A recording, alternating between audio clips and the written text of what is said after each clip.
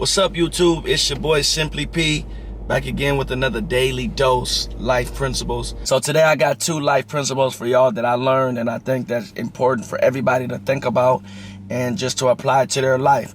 Number 1, doing what you love. And number 2, perseverance. They go hand in hand. You know, you find a lot of successful people doing what they love. That way they can persevere the very hard times that come in life. Because if you don't love what you do, like Steve Jobs said, any sane person will quit when times get very, very hard. And times will get hard. So I want to ask you guys a question that was asked of me when I was transitioning from being a professional athlete to corporate America. My guy, BJ Lavelle, we call him Mr. Real Estate, big time real estate agent here. He asked me, I said, I'm thinking about these different jobs. I don't know exactly what to do, coming from being a professional athlete. And he said, PJ, I want you to stop and think for a second. If money was no object, what would you do? If it was no issue, what would you do? So I'm asking you guys the same question. If money wasn't an issue, what would you do? What would you do?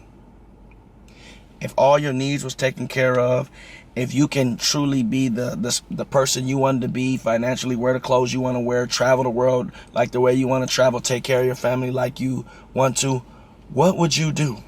That's an important question to ask yourself before you go into any job, any career. Now, I totally understand having to do what you have to do in the moment. But ask yourself, do you have enough love for this job? Do you have enough love for what you're doing to endure the hard times? Do you love this job enough to do it for free? Because a lot of entrepreneurs, a lot of very successful people in their field got paid nothing when they first started. They were giving, and it was on the back end that the money followed. Always do what you love and the money will follow. So I remember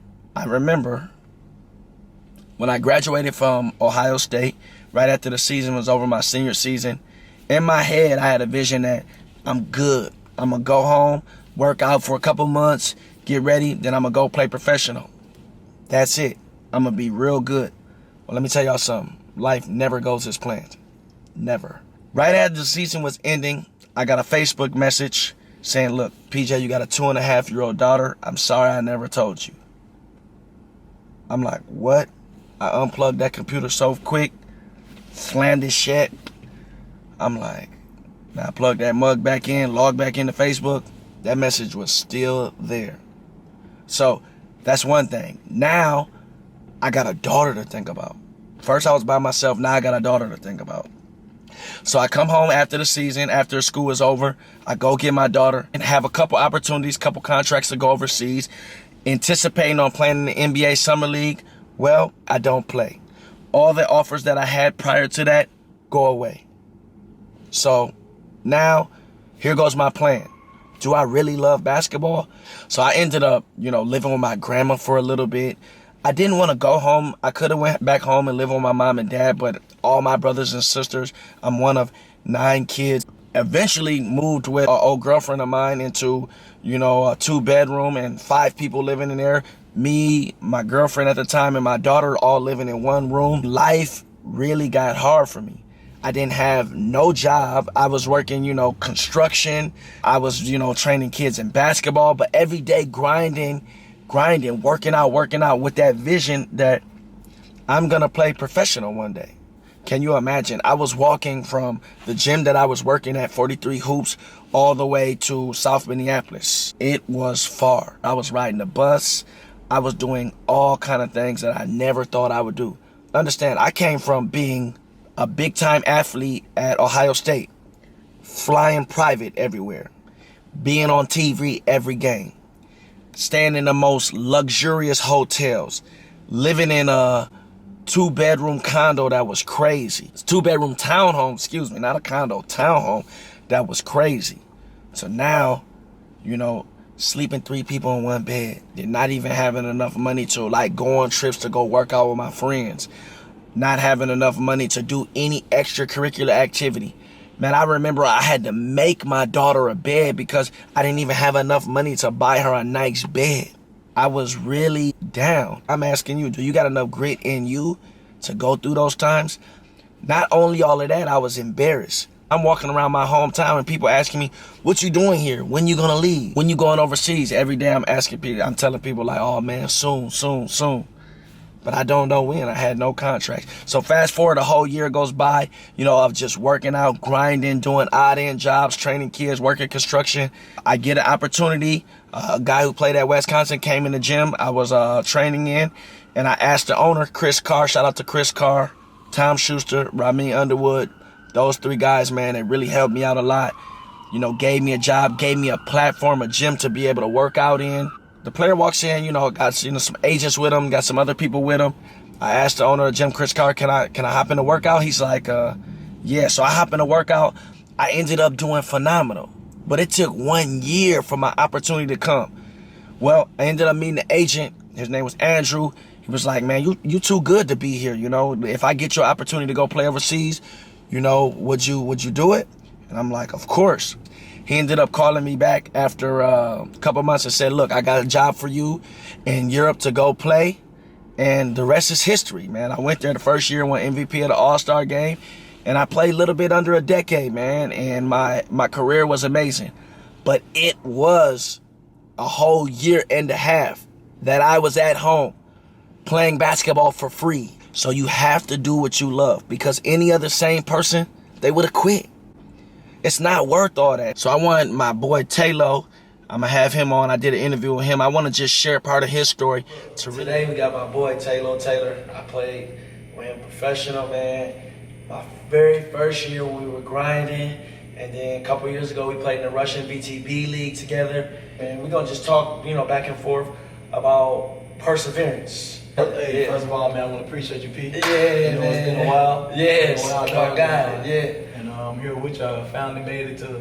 Appreciate you flying up here, man. Yep. It's for love. He from Memphis, my guy. Yes, sir. Yeah, like we were saying, we're talking about perseverance right now, and the key to it for me is just always continue to just keep going, man. Right. And I say what helped me out throughout my journey was knowing exactly what I wanted for myself. That end goal. It's the end goal. Yeah. And it's all like, it's really, when they say it, I know it's cliche, but it's a real marathon. For real. It's a true marathon. Nipsey. Shout out to Nipsey. Shout out to Nipsey. It's a true marathon, man, because you gotta want it. At the end of the day, like, people can try to they can try to force you to do something, something like this, but if you don't want it, like, deep down, then you're not gonna accomplish it, like, whatever the goal is. Right. Regardless if it's basketball, if it's on the business level, you know, whatever it is, like.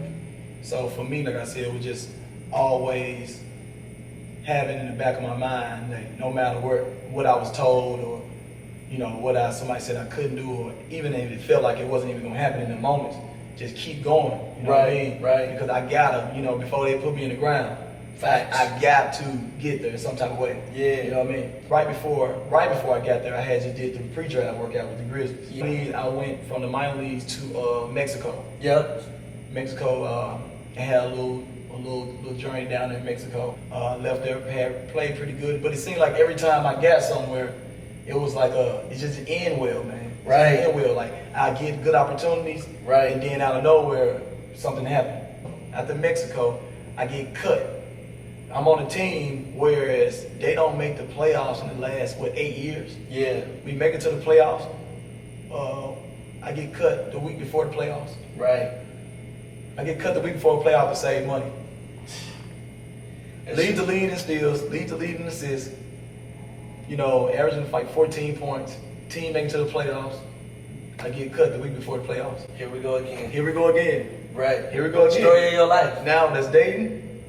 #1 draft pick, coach leave. Damn near get cut. Almost get cut from that team.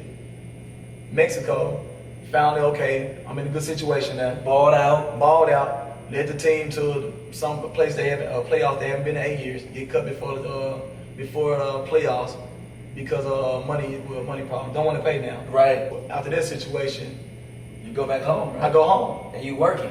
I go home and I work. Man, I can't find a job. Now I can't find a job. I signed with a good agency because I always had good agencies. Right. And now I can't find a job, man. And Man. I gotta work for like 2 years, maybe. So this is how crazy it is. I mean, this goes to everybody in life. Stuff never goes as planned. But like he talked about, it's the end goal. How do you keep going? Like, what's your advice? Like, what keeps you going? Because I know you get down on that. Like I said, man, the only and I'm gonna credit you. I'm gonna credit you for this because I always do. The only thing that kept me going was just my faith and my belief in God.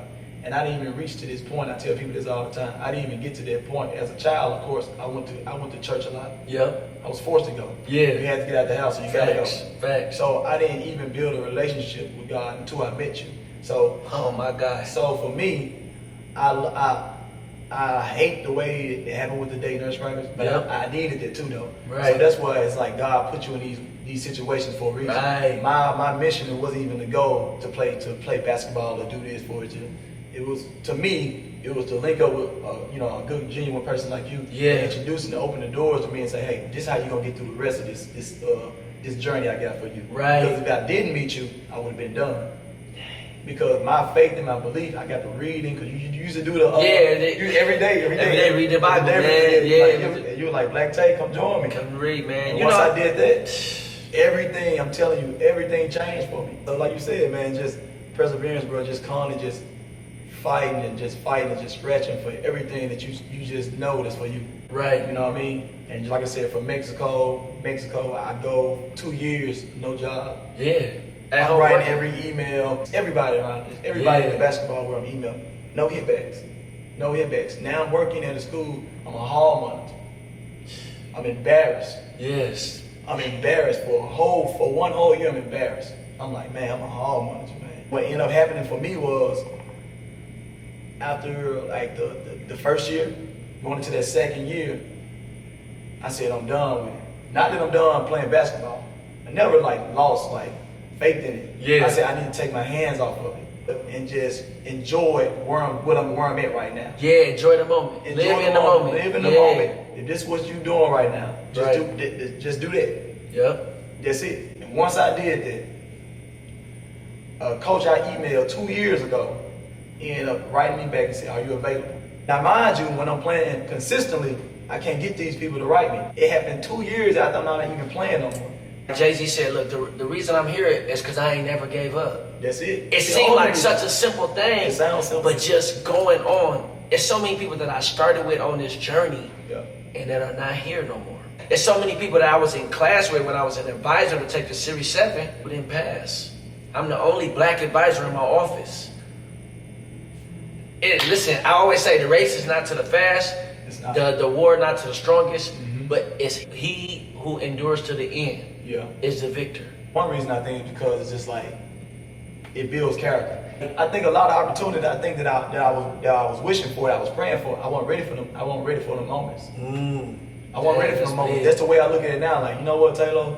If you would have went to this team in Spain, or if you would have made this, say that you made this Grizzly roster, right? You wasn't mentally ready for this. You wasn't mentally ready for what come with it. Right. You know what I mean? Being like in a family where you got to be the provider. Right. This and that. Taylor, you ain't ready. You ain't ready for all these millions. Right. You ain't ready for that. Yep. Let me take you this way.